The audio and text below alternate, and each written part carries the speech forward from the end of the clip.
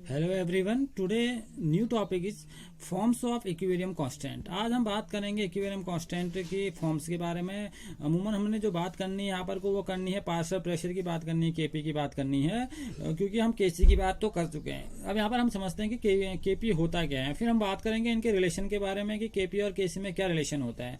ये बहुत ज़्यादा इंपॉर्टेंट है। देखिए, कंसंट्रेशन टर्म में केसी और पार्शियल प्रेशर टर्म में केपी, ये दोनों इक्विलिब्रियम के कांस्टेंट हैं। आपने केसी का डिस्कस हम पिछले लास्ट लेक्चर में कर चुके हैं, वहां से आप देख सकते हैं इसको।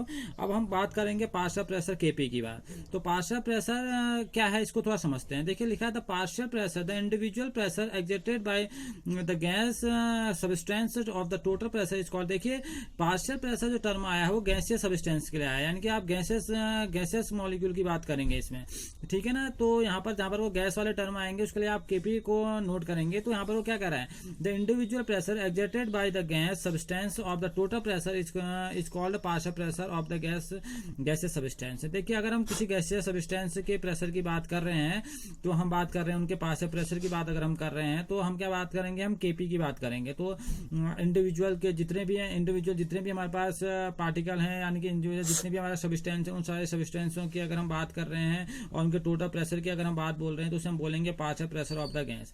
Individual pressure exerted by the gas, हर एक गैस पर इंडिविजुअल कितना प्रेशर एक्सर्ट करती है। जैसे कोई माना आपके 10 गैसेज हैं तो आपके P1 P2 P3 उनमें इंडिविजुअल कितना प्रेशर लग रहा है वो टोटल प्रेशर के बराबर होगा। तो टोटल प्रेशर को यहाँ हम किससे बोल देंगे, पार्शियल प्रेशर से डिनोट कर देंगे। जैसे गैसियस मोल आपके दिए गए हैं क्लोज वेसल में, A B C D 4 gases आपकी रखी गई हैं, जहाँ पर N1 मोल, N2 मोल, N3 मोल और N4 मोल रखे गए हैं, ठीक है ना। और टोटल किसके बराबर होंगे, पी टोटल के बराबर होंगे। जहाँ पर को आपको लिखा हुआ दिखाई में आ रहा होगा कि ए बी सी डी, यहाँ पर को मोल दिए गए हैं, N1 मोल, N2 मोल, N3 मोल, N4 मोल और इक्वल है आपके पी टोटल के बराबर। तो यहाँ पार्शियल प्रेशर कैसे लाएंगे आप, तो पार्शियल प्रेशर इक्वल टू क्या होगा, mole of substance upon total mole.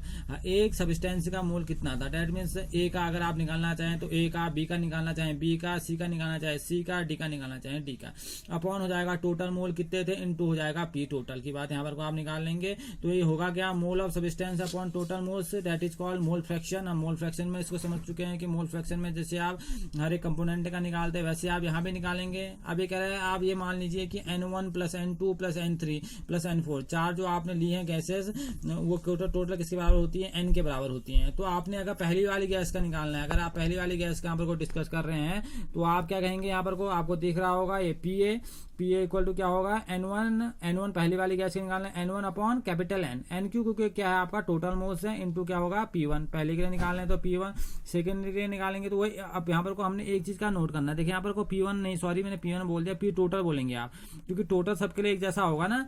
तो क्या होगा, N1 upon capital N into P total, वही आपकी सेकंड गैस पीबी के लिए वही N2 upon N P total, वही N3 अपॉन N, फिर N4 अपॉन N, ये सब पी टोटल से मल्टीप्लाई होगा। अब आप जानते हैं कि टोटल जो आपने लॉ पढ़े हैं, गैसेस लॉ पढ़े हैं आपने, उसके हिसाब से क्या है, जो टोटल प्रेशर होता है, पार्शियल प्रेशर होता है, वो टोटल प्रेशर के इक्वल होता है। तो partial pressure of A, partial pressure of B, partial pressure of C, partial pressure of D equal किसके बराबर है, पी टोटल पार्शियल प्रेशर के बराबर हो जाता है। तो यही हमने यहाँ पर को समझना था कि ये पार्शियल प्रेशर क्या होता है, ठीक है ना। अब ये जैसे क्वेश्चन में यहाँ पर को दिया गया है, ये क्वेश्चन आप देख सकते हैं कि यहाँ पर को दिया गया है, ये वेसल है जिसमें 5 मोल ए बी और 10 मोल बी के रखे गए हैं और टोटल प्रेशर 18 एटमॉस्फेयर दिया गया है। तो कह रहा है कि आप निकालिए पार्शियल प्रेशर, तो वही जैसे अभी आपने किया था उसी टर्म में आप इसको निकाल लेंगे, ठीक है ना। अब यहाँ पर को बहुत इजी, यहाँ पर को इजी, बहुत इजी तरीका था ये निकालने का। यहाँ पर आपने देखा 5/15 इंटू 18 इक्वल टू 6, 10/15 इंटू 18 दिया है आपको, इजिली निकल जाएगा। अब यहाँ पर को थोड़ा सा हम ले जाते हैं इसको, थोड़ा और इसको हायर ले जाते हैं। कह रहा when the reactant and product are in gaseous state, अगर रिएक्टेंट और प्रोडक्ट आप एक गैसियस स्टेट में हो, then partial pressure can be used instead of concentration. तो आप पार्शियल प्रेशर को किसकी जगह यूज करोगे, कंसंट्रेशन की जगह यूज करोगे। जैसे कि आपने केसी वाले टर्म में कंसंट्रेशन बोला था, यहाँ आप क्या बोलेंगे, पार्शियल प्रेशर बोलेंगे। बात वही है, लेकिन यहाँ पर को जो कंसंट्रेशन है वो पार्शियल प्रेशर से क्या हो गया है, रिप्लेस हो गया। तो अब आप क्या बोलेंगे, पार्शियल प्रेशर बोलेंगे। At a definite temperature as the partial pressure of a substance is proportional to its concentration in the gas phase. तो ये कह रहा है जो पार्शियल प्रेशर होता है सब्सटेंस का किसके प्रोपोर्शनल होगा, वो गैसियस फेज के कंसंट्रेशन के प्रोपोर्शनल होगा। तो वही चीज निकल के आगे से कोई सिंपल सी कोई रिएक्शन है, M1A plus N2B is reversible to N1C plus N2D। ये देखिए रिवर्सिबल है, तो यहाँ पर से क्या आएंगे, partial pressure of A B C D, और यहाँ पर बोल रहा है PA PB PC, इनका जितना भी दिया गया तो क्या आ रहा है, देखिए KP की वैल्यू क्या आ रही है, रिएक्टेंट अपॉन प्रोडक्ट। अब रिएक्टेंट क्या है, पीसी की पावर N1, ठीक है ना, इंटू पीडी की पावर N2 अपॉन क्या हुआ, PA की पावर M1 और इंटू PB की पावर क्या हुई, M2।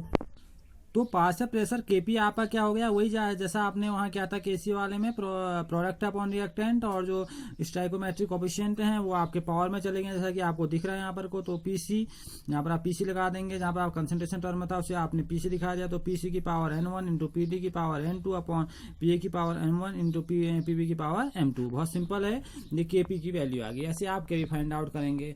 अब क्या रिलेशनशिप होता है इन दोनों इक्विलिब्रियम कांस्टेंट में, केपी और केसी में आप कैसे रिलेशन निकालेंगे, ये बहुत इंपॉर्टेंट है। देखिए the relation can be established for reaction not involving liquid because KP is not defined for liquid. देखिए जो केपी है वो सिर्फ और सिर्फ गैस के लिए आप डिफाइन कर सकते हैं।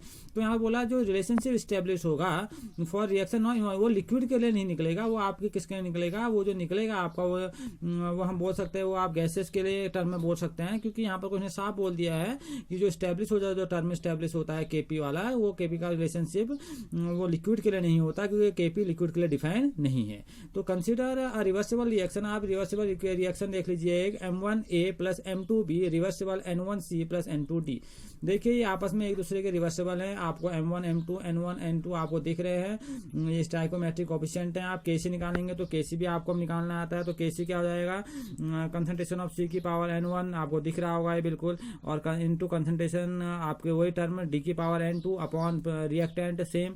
ऐसे आप केपी निकालेंगे, जहां पर कंसंट्रेशन टर्म हटाया, P लगा देंगे, पीसी की पावर N1 इंटू पीडी की पावर N2, बिल्कुल एक जैसा ही है, कोई फर्क नहीं है। और हमें पता है कि आइडियल गैस इक्वेशन हम पढ़ चुके हैं। आइडियल गैस इक्वेशन क्या होती है, PV इक्वल टू NRT, ठीक है ना। आप यहाँ से P निकालेंगे तो क्या होगा, N upon V into RT। आप से नीचे ले आए V को, तो N अपॉन V, ये N अपॉन V बड़ा इंपॉर्टेंट है समझना। N क्या है, नंबर ऑफ मोल, और V क्या है आपका वॉल्यूम इन लीटर, ठीक है ना। ये वॉल्यूम में है, आपके नंबर ऑफ मोल है, ठीक है ना। और अब देखिए अगर हम इसको, जो आपको ये टर्म दिख रहा है, अगर हम N अपॉन V को कंसंट्रेशन टर्म के अंदर ले आए, ठीक है ना, हम बोले N upon V equal to molar concentration of active mass. अगर हम इसे इसका क्या बोल दे, एक्टिव मास बोल दे, ठीक है ना। एक्टिव मास कहने का मतलब है इसको इस टाइप के टर्म में दिखा दे हम, ये खाली जो इसने एक टर्म दिखा रखा है, इस टर्म में अगर हम इसको दिखाने की कोशिश करें, जो मैंने आपको यहाँ पर दिखाने की कोशिश की है, इस तरह से दिखाया, तो ब्रैकेट RT, ठीक है ना। अब ये क्या कर रहा है, at constant temperature P is directly proportional to active mass. ये क्या आपका molar concentration of active mass के लिए बताया गया है, ठीक है ना। अब ये एक्टिव मास को हमें समझना होगा ये क्या है। आपकी बुक में N अपॉन V को C से भी दिखाया होगा, CRT बना दिया हो गया होगा, उससे कोई फर्क नहीं पड़ेगा, आप CRT के इसमें भी दिखा सकते हैं उसको। अब हमने जो क्या चीज दिखाई, हमने जो चीज दिखाई यहाँ पर को आपको दिखाई है एक्टिव मास के उसमें, यानी कि ब्रैकेट में उसमें दिखा रखी है active mass, molar concentration active mass को बता दिया। तो PA इक्वल टू क्या होगा, कंसंट्रेशन ऑफ ART, यहाँ पर को आप A कर देंगे, जहाँ पर को आपको ब्रैकेट दिख रहा था, फिर B C और D आपने 4 निकाल के यहाँ पर को रख दिए, ठीक है ना। PA की जगह क्या होगा, एक्टिव मास ऑफ ART, क्योंकि एक्टिव मास ऑफ किसकी क्या है, N अपॉन V क्या है, molar concentration of active mass, of active mass of A, component A, component B, component C और कंपोनेंट D। ऐसे आपने 4 रख दिए। अब आप KP को निकालेंगे, तो KP की जगह आप निकालेंगे, KP की जगह वैल्यू रखना स्टार्ट कीजिए भाई। तो KP की जगह वैल्यू रखिए, पहले आप PC की वैल्यू रखिए, तो PC की वैल्यू रखेंगे तो क्या होगा, C। अब C की पावर क्या थी, N, RT की पावर भी N1, ठीक है ना। इस बात को बड़ा समझना है भाई, कैसे आप इस चीज को डिफाइन करेंगे। देखिए जो आपकी KP की वैल्यू वहां आई थी, यहाँ पर आपको KP की वैल्यू आपको जो देख रहे हैं यहाँ पर को ना, देखिए KP की वैल्यू आपको याद होगी, अभी थोड़ी देर पहले आपने क्या निकालती, PC की पावर N1 इंटू PD की पावर N2 आया था ना।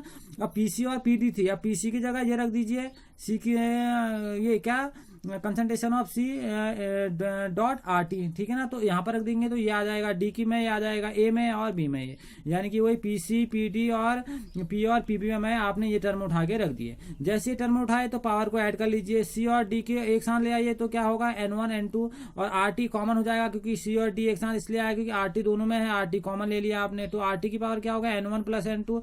नीचे क्या जाएगा, वही A भी यहाँ पर को आ जाएंगे, नीचे भी RT कॉमन है, क्या होगा M1 प्लस M2। अब आप क्या बोलेंगे, अगर आप इसको उठा कर देखें ना, ये टर्म आप अभी देख रहे होंगे, आपने कहाँ देखा, ये केसी में आपने देखा, बिल्कुल यही वैल्यू किसकी थी, आपकी केसी की थी। आप देख लीजिए अपने उसमें आपकी वैल्यू केसी की थी, तो केसी अब क्या होगा, केपी इक्वल टू क्या आ गया, केसी हो गया, इसकी जगह केसी आरटी की पावर क्या हो गया, N1 प्लस N2 तो ऊपर आई, माइनस ब्रैकेट में क्या आएगा, M1 प्लस M2, ठीक है ना। अब जो ये पावर है इसको हम एक छोटे टर्म में क्या लिख देते हैं, डेल्टा एन, ठीक है ना। तो इसको हमने क्या, क्योंकि हमने क्या ले रखा है, नंबर ऑफ मोल ही तो है स्टैइकोमेट्रिक कोएफिशिएंट, तो ये डेल्टा एन के बराबर हो गया। तो यहाँ पर को जहां पर को आपका ये वैल्यू आई, इतनी बड़ी सी वैल्यू, इसकी जगह लिख दीजिए KP equal to KC R T की पावर क्या, डेल्टा एन जी, इसलिए लिखा है क्योंकि ये गैसियस की बात हो रही है यहाँ पर को, क्योंकि मैंने बोला total number of gaseous molecule of product minus total number of gaseous molecule of reactant, क्योंकि ये गैसियस मॉलिक्यूल के निकलती है। तो क्या आ गया, KP equal to KC into R T की पावर डेल्टा एन, ये गैसियस के लिए निकल जाती है, ठीक है ना।